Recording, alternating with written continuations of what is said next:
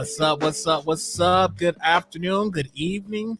If it's morning for you, good morning. I don't know. There might be some folks out there that are dealing with some morning stuff. Welcome to the show, The Art of Advocacy. I'm your host, Dr. Sheldon L. Eakins. I am happy to be here. I'm excited to be here. But you know, I'm here. I'm happy to be here, but at the same time, I've been keeping up with what's going on in Texas. Shout out to I'm born and raised in Houston, and this hits home. I have two kids. My daughter just turned 12 yesterday. Oh shoot, that was yesterday. These days are getting crazy. But yeah, my daughter just turned 12 yesterday. My son is 9. I have college. I'm not college age. I have school age kids. This could have been. What if this was my school? And so it's man. I hope that this is that time when we make some changes, whatever that looks like. I don't have I have so many thoughts. I can't pinpoint like what do I think the solution is. However, I hope we make some changes. Make some changes, please. We got to protect our kids.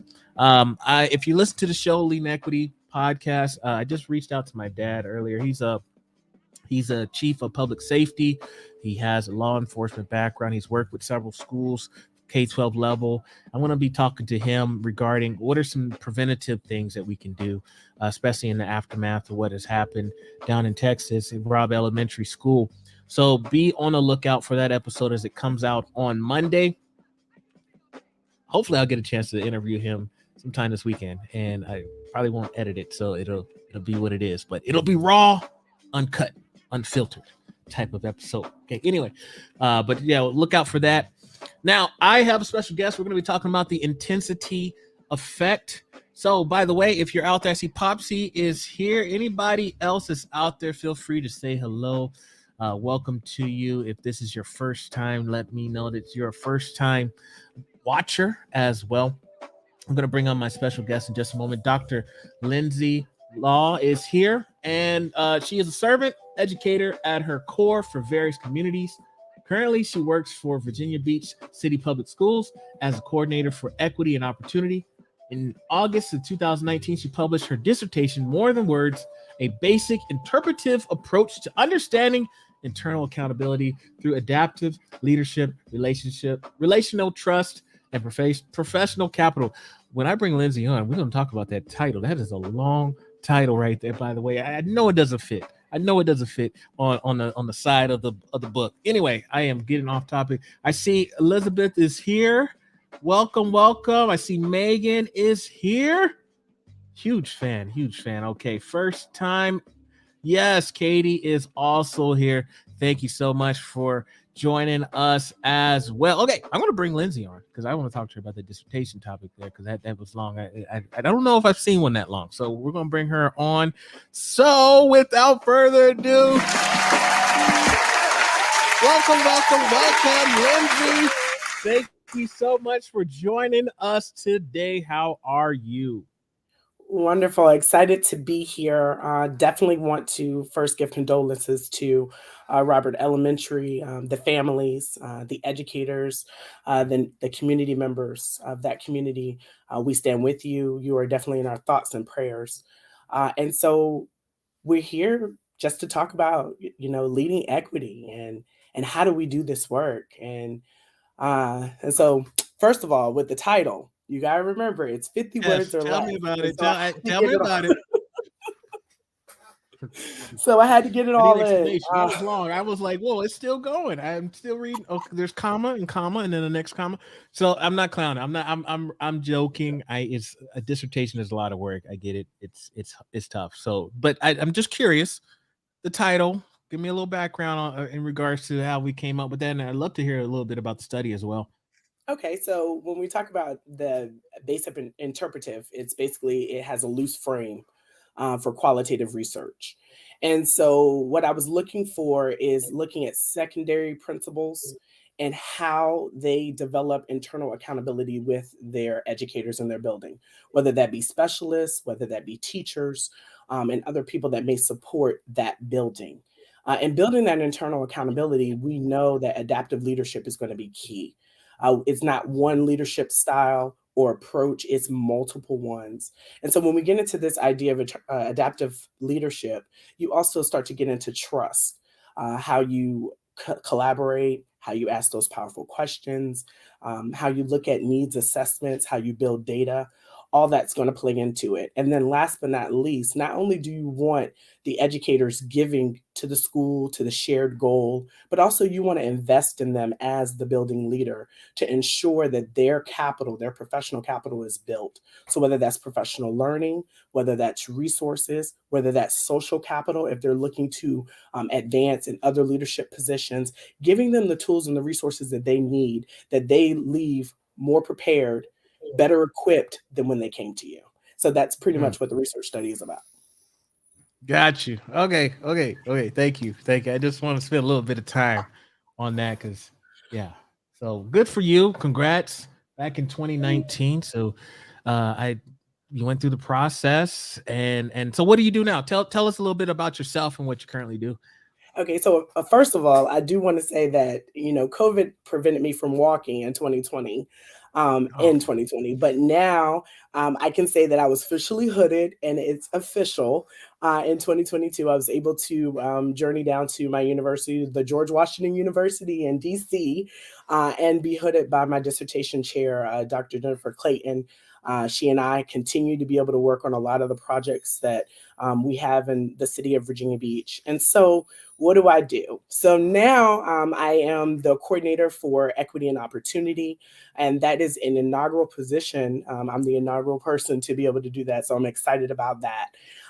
And so we expanded the office, and we were able to work with my director that was currently in a position of DEI work to be able to look at how can we make this more scaled to size for the organization for K through 12. And so, with that being said, we do a lot of work with external community partners. We have a student and family program. We have Beach Girls Rock, African American Male Summit, the Black History Initiative. We do all these things in and with students. And so students are involved in the process, the planning process, the actual experience. It's a wonderful opportunity. For the Black History Initiative, we just did a series of interviews that the students led looking at the integration history for Virginia Beach City Public Schools. So those are some of the wonderful things that we are doing with students. As well as we're working on an equity plan. So we're working with a lot of community members on that work. And then professional learning and just collaborating and interacting with people.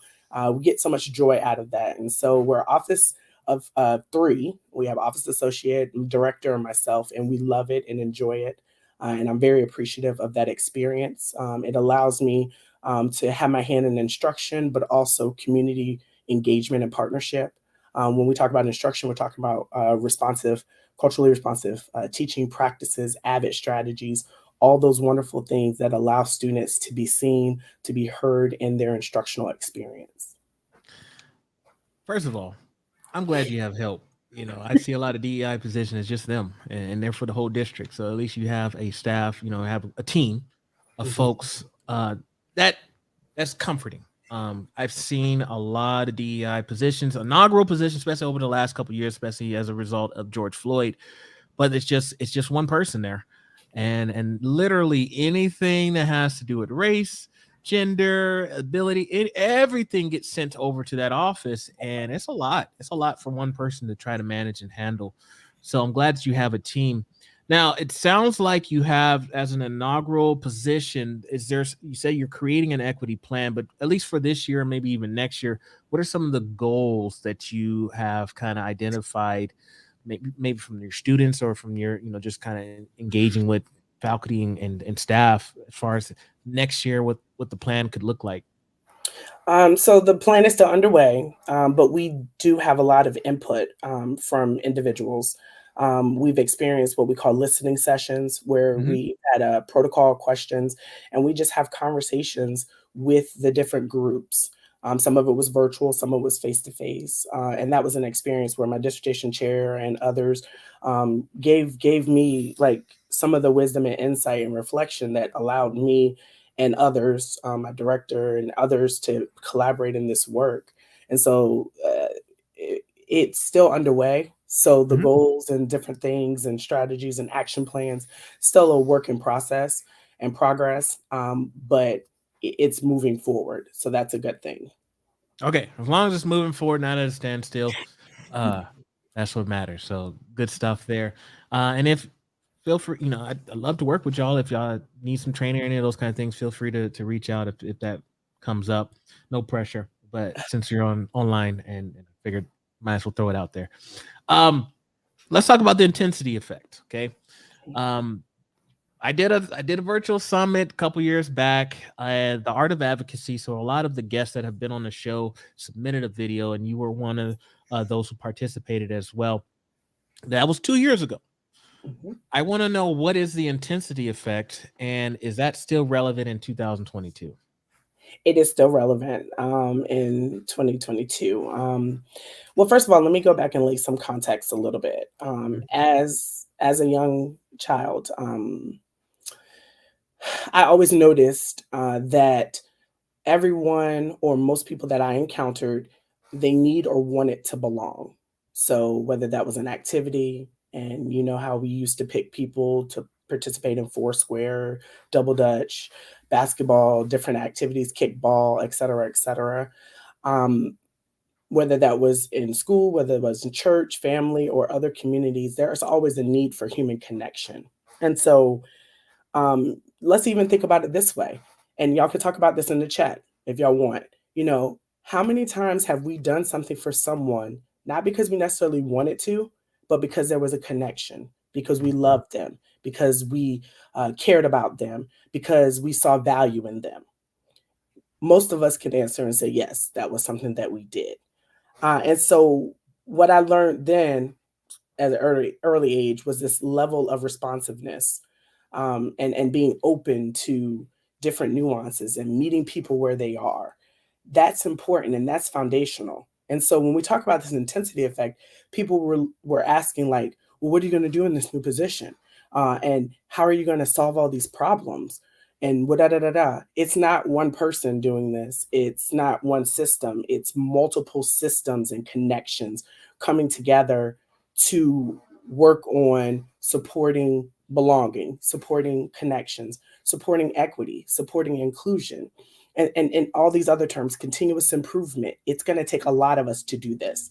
And we all have to be responding to one another. And sometimes responding does have some conflict involved. And so that's how you have conversations. But because I value you, I want to have conversations. I want to understand where you're coming from. I want to learn about your experiences and your perspectives. And so through that level of engagement of individuals and systems and interactions and co-creation, we're able to have this intensity effect. And so you have three levels. So you have like low intensity, moderate intensity, and then you have high intensity. Well, we can't be at high intensity all the time. I learned that during the pandemic, when I was, trying to stay active and take my son to the basketball court with my husband and do all these different things. And we would go walking. I would get my 22,000 steps, during that time. But I hadn't worked out in a long time because I was working on my doctorate. And so it was late nights, early mornings. I didn't put a premium on my health like I should have. But long story short, when I'm trying to get back into the swing of thing, I was trying to do everything high intensity. I was trying to hit everything and just, and but what I had to do was I had to learn and needed to learn how to go low, how to go moderate, and how to go high. And so that's the same thing with continuous improvement, equity, inclusion, and any other topic that's going to take adaptive practice to be able to do the work. You have to do varying levels of intensity to be able to stay the course so you don't get burned out, so you don't become overwhelmed, so that you are able to be your full self, because you can't give people what you don't have. So you also need to have time to meditate if that's what you choose to do, to journal if that's what you choose to do, to give gratitude, to have those days where you might just watch Netflix and just relax, whatever works for you, to be able to rejuvenate you to continue the process and the work that you have been called to do. Okay. I like this. I guess the question that I have then is the intensity effect, does it apply to DEI work or as just in general as a professional? Let's say I'm a teacher, for example, or I'm a school leader. Is the intensity effect relevant to them as well, or is this specifically for our DEI workers? I do believe that DEI workers could benefit from it, but I think this is for everybody. Yeah. Like a lot of times we we go really hard because we're so passionate about something, or we saw something that's in current events. But how do we stay the course to get it done? Because it's not going to move as quick as your passion moved. Hmm. So how do I stay the course and at the same time be responsive to what's going on? Because you're going to have to get constituents involved, and we'll talk about that a little bit. You're going to have to make sure that you're very intentional about how you navigate, because depending on how it's rolled out or approached, sometimes it could turn people off. Going back to Yeah. my dissertation with relational trust, sometimes if the trust has been messed with a little bit, and people don't see the genuineness or the authenticity in it, they may Hmm. not move as quickly the second time. And so you got to figure out how to nuance that so that you're able to get the fullness out of individuals, a situation, or resources. I would agree. I think this because I mean, I've had a lot of conversations with teachers that have been burned out, especially over the last couple of years due to just changes and uncertainties and just everything happening with the pandemic and everything like that. So I that's why I asked the question. Mhm. Who does this apply to? Is this for those who are doing DEI work, or is this for those who are professionals in general that are trying to teach in these? I mean, we got a school shooting this week. Mhm. Just these kind of things that impact us. Like, I don't live in Texas, I live in Idaho, but I'm an educator and it hits me. You know what I'm saying? So I can only imagine what it's like for those who are, directly impacted. But all of that contributes to our mental health, our well-being. And then, we're required to show up and handle different situations and work with our students and work with our peers and have professional relationships. So I love that you're talking about the intensity, low, moderate, and high intensity. Could you give us maybe some examples of what maybe a low intensity could look like versus a high intensity? Okay. Well, so after I did the video with you, Hmm. I did some reflection, and so a couple things started to come out, and then we will get back to that question about some examples. And so what I started to think about, because I was like, yeah, what is an example of low? What's an example of moderate? What's an example of high intensity? And so I started thinking about this idea of awareness. And so when we think about awareness, we know awareness is more than just, oh, I'm aware of how I show up, or I'm self aware of my characteristics and attributes. But awareness is also about that visualization, that realization, the perception, either self perception or perception of something, of a situation, and then that knowledge. And so, anybody that knows me should know that I love Walker, Texas Ranger. He is my show. That is my show. I love that show. You're a Chuck Norris fan? I didn't know Yes, that. I love it, I love it. And so I watch it all the time. So when I was going through the dissertation process, I recorded all of the shows so that I had them on DVR, so that while I was coding or whatever, I would look at the shows. So I remember this one episode, and it was an episode on a sexual assault that had occurred, and Walker and others were helping to coach her through this. Long story short, she had a blockage. She couldn't remember or see the face, but they believed that she had saw his face. Mhm. And so what Walker walked her through basically was how to break the blockage. And so you could see as it was coming together, um, she was able to start to visualize how she could overcome the situation, not forget about it, but overcome it to continue to move forward, because she was a professional, and so it had put her in a moment where she had felt like she was at a standstill. So she started to visualize her overcoming the situation in a way that she could use it as a success. Then she started to realize that the power lied within her, and not to give the power to the assailant, the person who had did those things. And then as it goes through, and you have to watch the episode. I don't even know the title. I can't remember, but I just thought about it as we were reflecting. And as she visualized, realized, and then she started to perceive her power and her ability, she gained knowledge. And she was able to identify the individual through her visualization. And we know it's a TV show. I know. But it's true. Like there's times where we visualize ourselves being successful, something that we've continuously practiced, and we may get feedback from someone, and then we make adjustments. It's the same principle. So with awareness, I started to look into this idea of deliberate practice. And so with deliberate practice, it's that intentional regiment practice. And so I was like, okay, what examples can I give? And so what I was thinking about is I like LeBron James too. Okay. He's my favorite, and Beyonce. So you know all my favorite people now.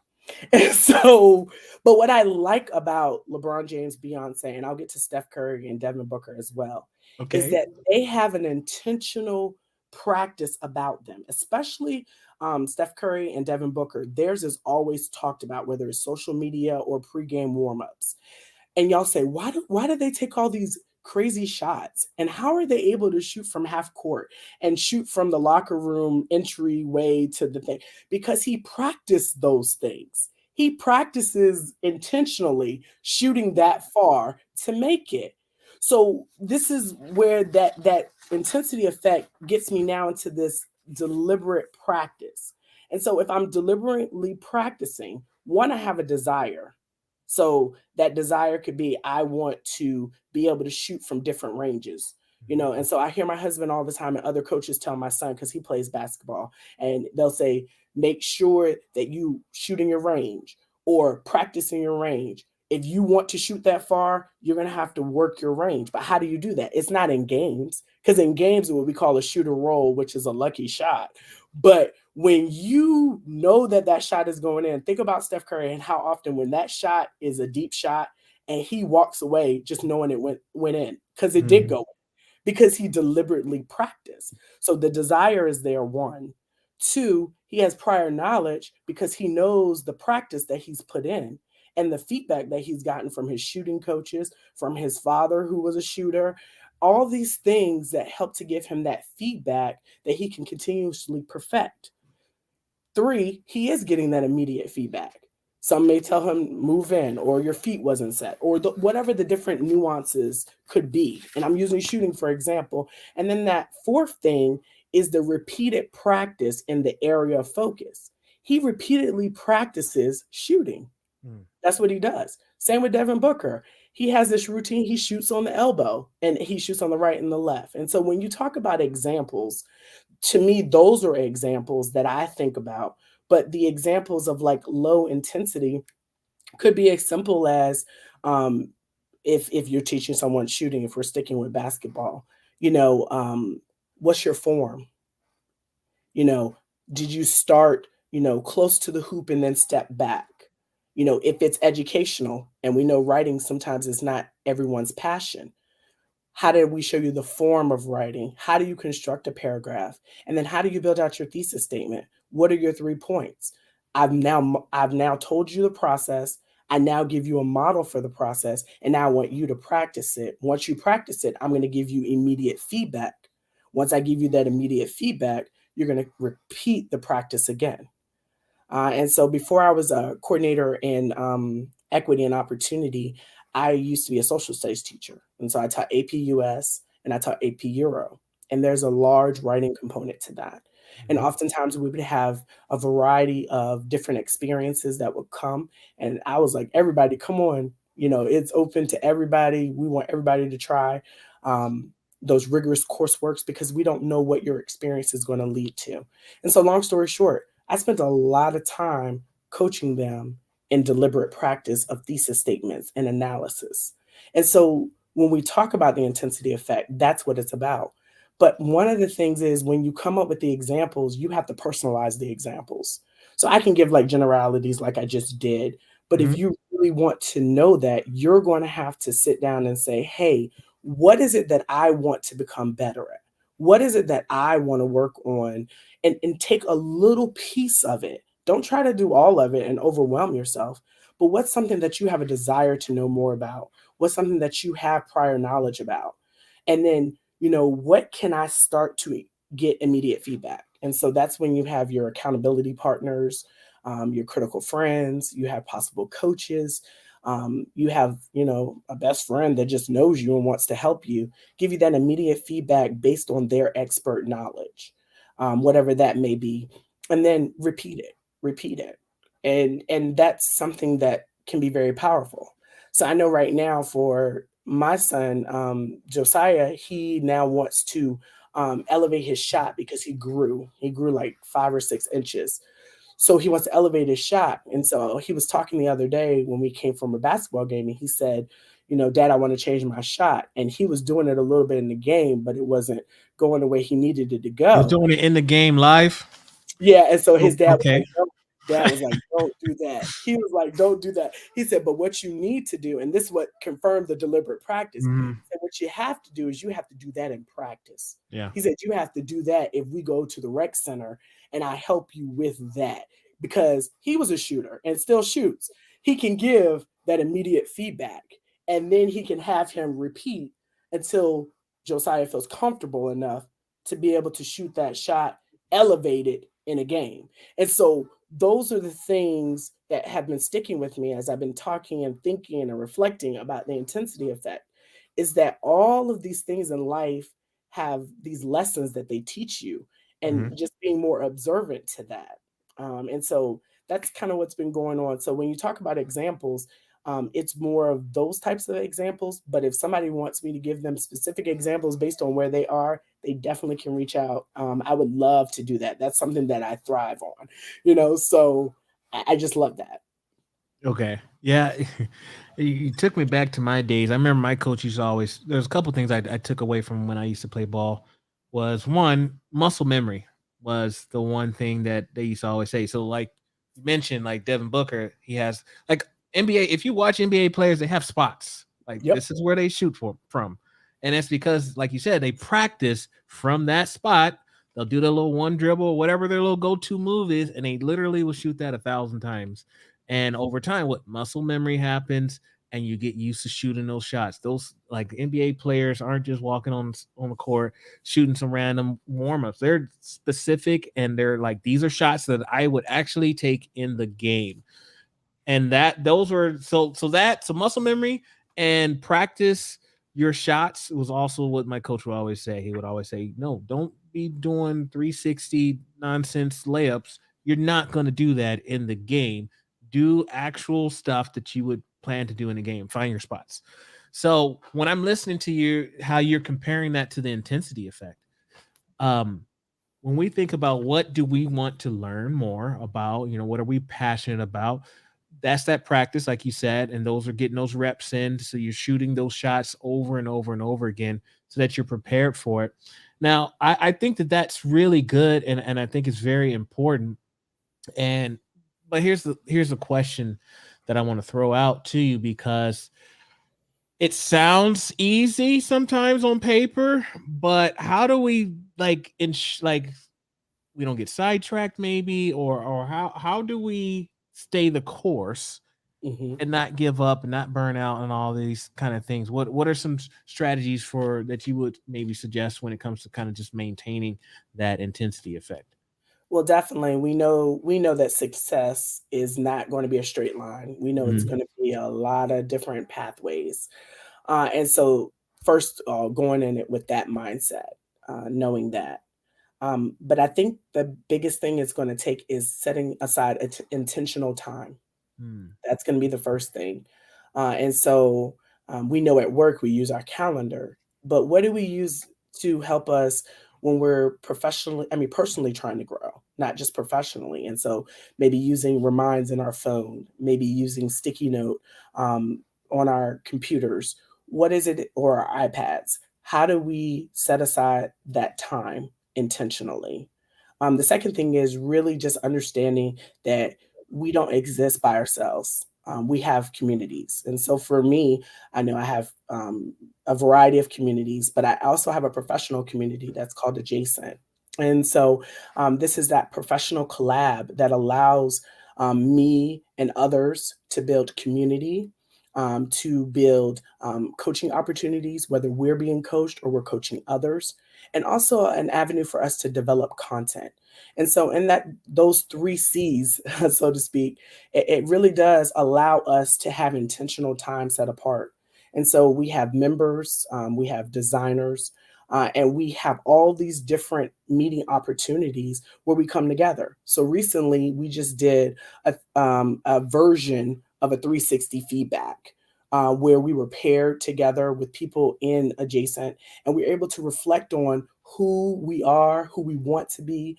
We were able to ask intentional questions that we're going to then send out to people that we want feedback from. And so I know for myself, I have 5 people I'm going to send questions to on behalf of my partner that I had, and she will send 5 questions on behalf of me so that we can get that feedback. And so then we'll meet. And we'll kind of share out the information, but we're not going to just give the information to each other. But we're gonna swap it by saying, how did I see the feedback that was received from those 5 individuals through my eyes, to be able to support her and her leadership, her ability, and her content building. And so, besides, your family and your friends, for me, I have adjacent, and definitely we can give you more information about that. We would love to have others be a part of this community. Definitely going nationwide, looking to go international, and one time. The next thing too would be um, after you have, your time set aside, you have a community of people, really setting goals, and not vague goals, like goals that get to the meat of this. I want to be more intentional about drinking water. And so at work, I bring every day a gallon of water that I'm very intentional about. And so I don't drink it for 5 days straight, of course, but I try to hit at least 2 days a week. And if I don't hit the 2 days, at least getting really close. And so I'm very intentional about that goal that I set, that I can be able to track it and assess it. And so some people are like, you have that big jug, but no, it reminds me and I can keep Mm. track of it. And then you kind of have to assess the degree of difficulty, like where in my schedule is this going to fit in? How much time am I wanting to give to these things? And then maybe these smaller goals lead to a larger goal. And so that from finishing the dissertation process. We couldn't finish it all in one night, 1 week, 1 month. It took a minute. And some of us had been thinking about that since we were younger. And then how do you refine your practice? How do I now apply this to my practice? And the biggest thing is that quality over quantity. You Mhm. don't have to do 25 things. You could just do 5 things. When they do their warm-ups, they don't have 30 warm-up drills. There are some intentional ones, and then they switch them out as the needs address itself. So those are things that just want to be thinking about. Being intentional is probably one of the biggest takeaways I've gotten from what you've been saying. Is we have to have a plan, and I've learned about the importance of having a plan prior to. Sometimes I used to be one of those people that would wait for something to happen and then, oh, okay, how do I fix this? As opposed to looking at it from, well, if I'm already kind of just keeping myself together, keeping track of things, that it's more preventative than it is reactionary. And so that's an approach that I try to take these days, is try to be more preventative than reaction, like having a plan involved just in case, and just kind of maintaining that plan has been very helpful for me. One of the things that I usually say, because when I'll do an audit with a group, I'll do an audit with a school, and they realize, oh man, there's a lot of areas for growth, and it's overwhelming. And they're like, oh my gosh, where do we start? And I typically say, let's start with the short term stuff. What are some things you can do tomorrow or next week? What are some things that we can knock out real quick? You can just change a sentence in your website and you're good. Those are the little small term wins that you can come up with versus your medium and your longer term goals. So what I'm hearing from your end is it seems very similar, and correct me if I'm wrong, but it seems very similar when it comes to the low, moderate, and high intensities. Is there a relation between goals and the intensity? Well, I think that depends, and that's a Okay. good question. I never really thought about it, but I think there are some shorter goals that you could do at a low or a moderate or high impact. But I also think that there are some short goals that you can address quickly in a high impact that doesn't cause you to burn out. So I guess it would depend on what the need is, how responsive it is. So, like for example, I may need to be more intentional about understanding um, someone's lived experience, and I don't have a long duration of time, but I need to ask the right questions. And so, how can I ask those purposeful questions in a quick, high impact, of course, being responsive to how quick they answer, you know, way that could be really short or it could be really long. So I think I'm still exploring that. So I'm gonna have to take that with me. Like, you know, could it be similar? I think it's a yes and a no right now. I Okay. think it can be. But as I start to research this a little bit more, it may evolve and change. I got to get back to you. Well, let's get a little bit more specific, maybe, and maybe your answer will change. Okay, I want to throw out a scenario, and then you Okay. tell me maybe what are some of your thoughts. I think one of the biggest, I would say, if I worked with the last 10 groups that I've worked with, discipline comes up a lot. Well, no, well, I would say probably the most I get nowadays is racial slurs. Racial slurs come up a lot. Well, I mean, they literally come up a lot in schools, and so I have a lot of schools that reach out. What do we do? How do we prevent kids from saying the N word to each other in various capacities? Some people put the ER on it. Some people, giving other non-black people a pass. It's okay. You could say it in terms of endearment, all that. So I'm working with a lot of schools in regards to this, and let's just say we meet and we're having this kind of conversation. I would assume, at least when people reach out to me, it is a high priority.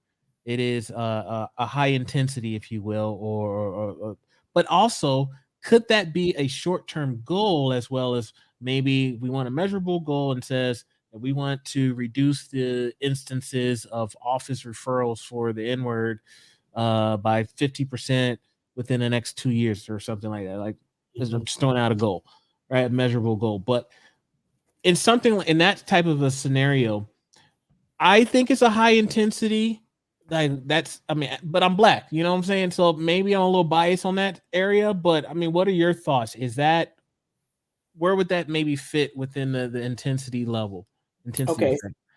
So with the intensity, that's going to depend on how much effort and resources we put into it. Hmm. So I would not label the situation of racial slurs high intensity. I Okay. would say that this is a problem that we need to explore, or this is a situation that has occurred.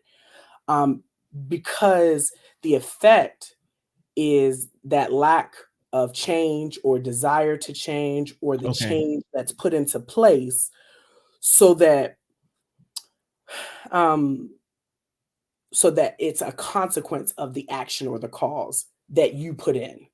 Because we know ultimately, whose actions are we responsible for? We're responsible for our actions alone.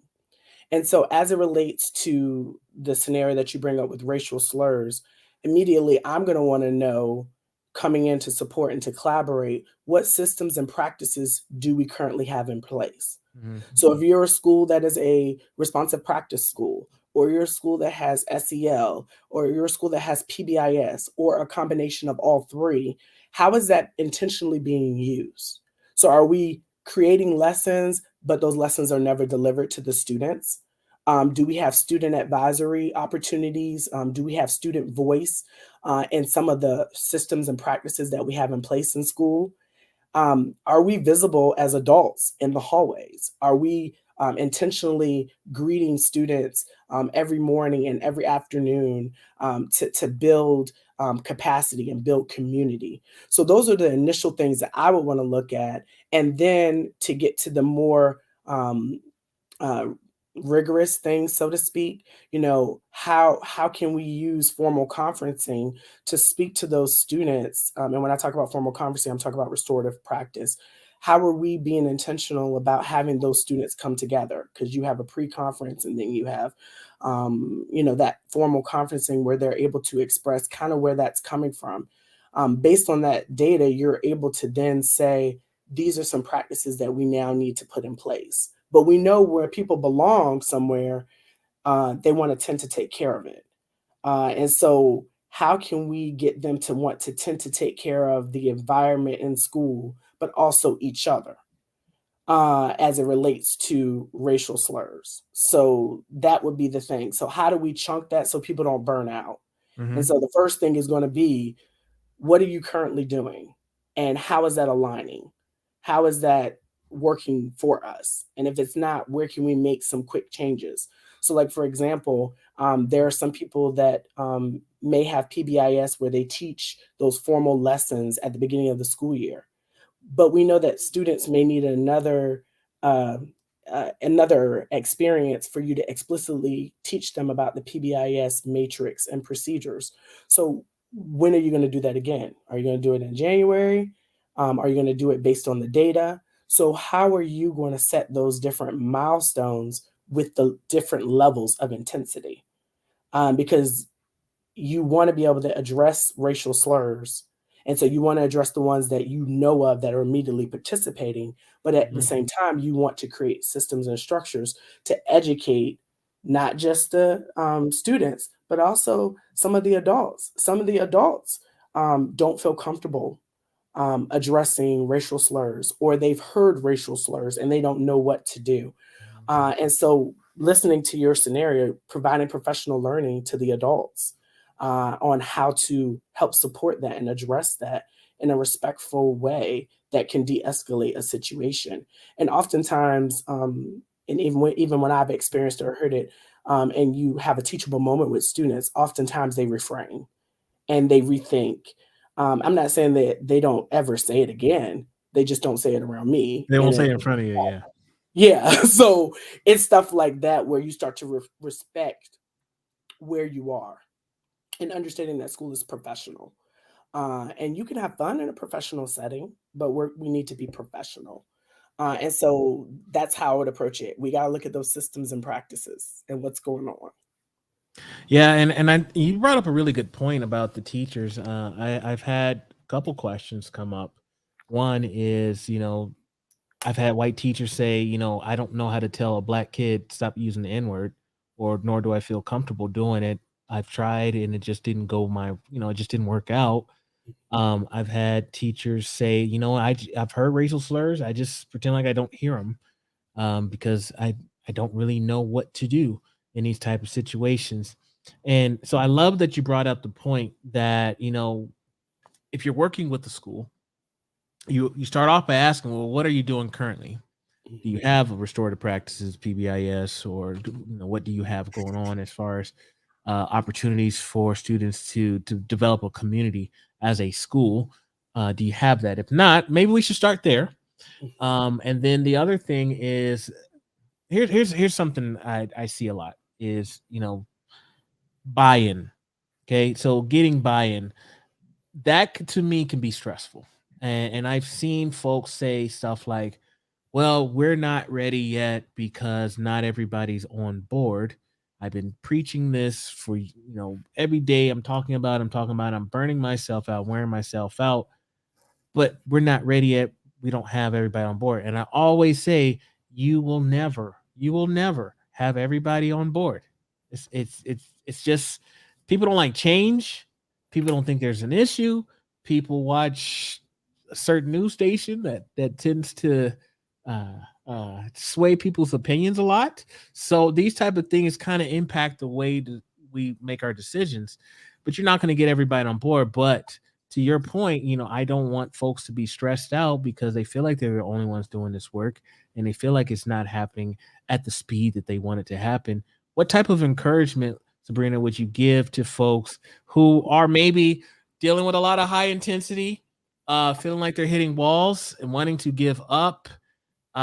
do you suggest some sort of mental health type of things, or kind of just being a part of those groups that you had mentioned earlier? Like, what are some of your thoughts there to just kind of keep the momentum? Well, if I can go back a little bit with the teachers and educators, Mhm. I think it's important for leaders and educators in general to make sure that they understand the shared goal, the shared mission and vision of a particular school division, a particular organization, and truly understand what that means and try to, at first glance, see where do I fit in? What would be my role and responsibility in that organization? I think that's key. I think the second piece is as leaders, making sure that we have shared language. How are you communicating this information? We know that people learn differently. So we have to have a variety of ways to engage them. Some people like, show me the data. If you don't show me data, I'm not moving, whether that's Mhm. qualitative or quantitative.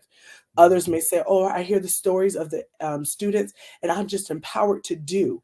So we have all these different appeals and concepts. And so I think it's important for us to really think about what is shared here. And then with that, how do we honor difference? Okay. And when we keep saying different things about people aren't achieving, there is no achievement gap. It's an opportunity gap, it's a mindset gap, it's how we see our students, how we see ourselves. So, like, one of my first advice pieces would be, are you thinking from a deficit lens or are you thinking Mhm. from a strength finding or asset based lens? So when the student says the N word, how can you affirm them as the royalty that they are, whatever it is, and that has nothing to do with race, gender, whatever. Every time I see students or educators that I encounter, they are precious to me. How can I help to support? How can I grow as a learner with them? How can we create something beautiful together? And so I think that's going to be important. How do I see my students? How do I see my colleagues? And then how do I see myself? And so, am I a change agent? Can I contribute to reaching that shared goal and vision, which we know most of that is about students achieving at their full potential, maximizing the resources that are given to them? Those are generally the mission and the visions and those types of things, or core Mhm. values. So, if we believe that we truly do great work together, when we truly believe that students are first and they're the center, then we gotta really assess where do I fall in at? Am I gonna do what's best for students or am I gonna do what makes me feel comfortable? Mm. And so some of my students, they'll tell you to this day, I liked you, but I did not like you having me write those thesis statements. But they thanked me because now they're using it, whether they're in the military, vocational, or college. They're able to write in a clear and concise manner on how to communicate a responsibility or a job description to workers. And so I was talking to one today, and he was sharing with me some updates. And this student I had in 2011, and Mm. he was telling me all the new stuff that's going on in his life and how he's growing. So those are the things that we have to look at. We got to really reflect. And we say, oh, we reflect, and sometimes we do those. Turn to your shoulder partners and professional learning, or we write down, brief reflections and gratitude things, but really taking the words that we write or that we say and bringing it to life in our everyday practice. And that takes time. And so that could be part of it. How can I make some shifts in my actions or my daily encounters with individuals? And that could be something that you could at first start very basic. Am I smiling at people today? That could be a low intensity, even though some people would argue and say that that's a high intensity Hey, thing. I'm about to say that's subjective right there. So, but it doesn't take much to smile, Yeah. and then you can work your way up, Mhm. and then maybe giving some feedback or joining communities where you can exercise those ideas and grow. And so it's a lot of things we can do, but we also have to personalize it to where we are and then hold ourselves accountable, whether that be personally or collectively. And so that's the beauty. of communities like adjacent, professional learning that's really taking place at high levels in I was about to say K through 12 college settings, but those types of settings, or different groups where you can express yourself and get that feedback. And so we talk about a variety of issues like that. So I appreciate that scenario because it really allowed me to connect it back to the systems and the practices that we do, just like we talked about earlier. Got you. Okay. Well, we're gonna start wrapping things up. So folks, if you have a question that you wanted to pitch out, and Sabrina, by the way, you're bringing the fire. Just want to throw that out there. So good stuff today in this talk. Matter of fact, Elizabeth just put in there. I'm going to have to listen again. I can't stop writing. Thank you. Okay. So thank you. Okay. You're bringing the fire. So we're going to start wrapping things up. So if folks have some questions, feel free to pop those in the chat. For the time being, Sabrina, is there something that we haven't discussed that you want to kind of final thoughts kind of bring to this conversation? I want to give you an opportunity to do so. I mean, final thoughts is really just taking it one step at a time.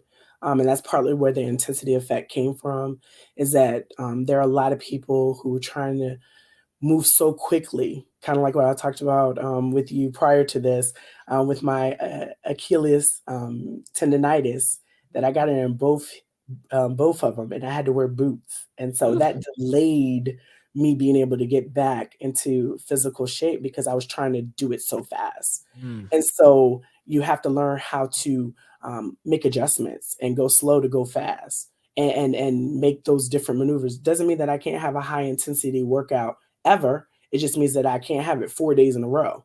I gotta switch it up. I gotta mix it up. And it's the same thing when you talk about responsiveness in general.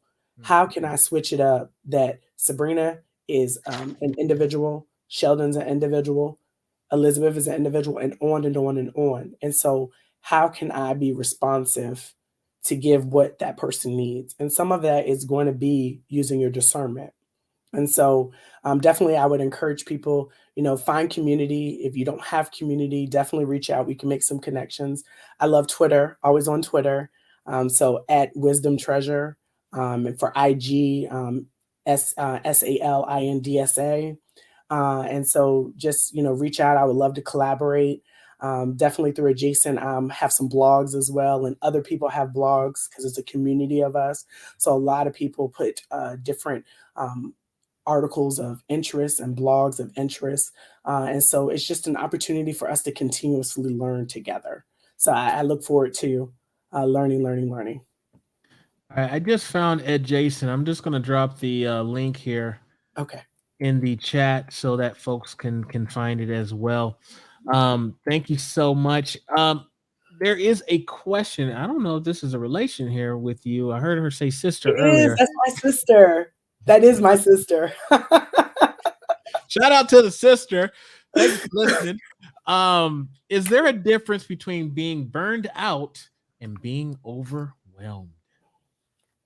Wow. Well, definitely. We're doing a book study on Brene Brown's book, Atlas of the Heart. So she and I are messing around with that a little bit.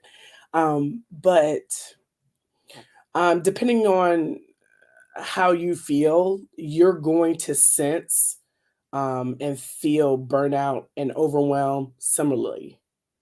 But what you're going to have to do is really um, listen to your body and see what your body's telling you. You're going to have to ask some questions. And so I think that they can be similarly um, the manifestation of it.